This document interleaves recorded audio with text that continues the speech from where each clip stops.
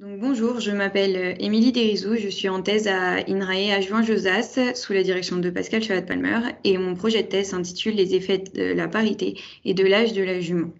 Ce projet se base sur le concept des origines développementales de la santé et des maladies qui dit que les modifications de l'environnement maternel depuis avant la conception et jusqu'à la naissance en particulier peut influencer la croissance et la santé à long terme du poulain.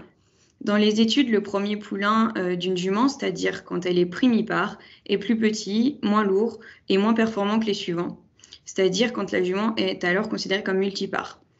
Or, une jument primipare est souvent plus jeune, alors qu'une jument multipare va être généralement plus âgée. Et on sait que l'âge influence la capacité de reproduction de la jument, puisque chez les vieilles juments, on observe une baisse de la fertilité, et ce, dès l'âge de 8 à 9 ans. En plus de cela, les éleveurs, de manière globale, vont avoir pour objectif de produire un poulain par an et par jument. Et donc la jument est mise à la reproduction alors qu'elle est en lactation. Et la lactation modifie le métabolisme global de la jument.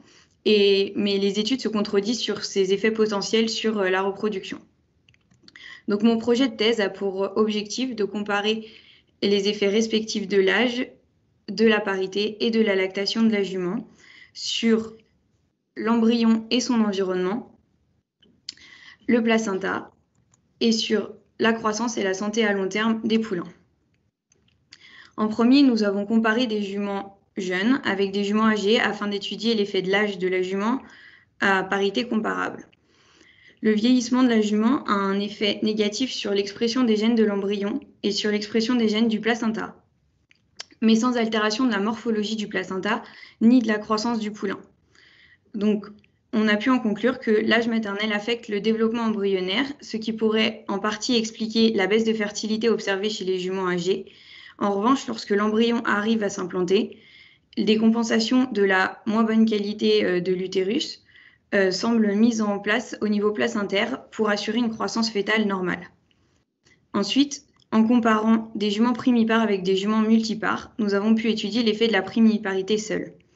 Les juments primipares produisent un placenta et un poulain plus petit que les juments multipares, mais sans altération de l'expression des gènes du placenta.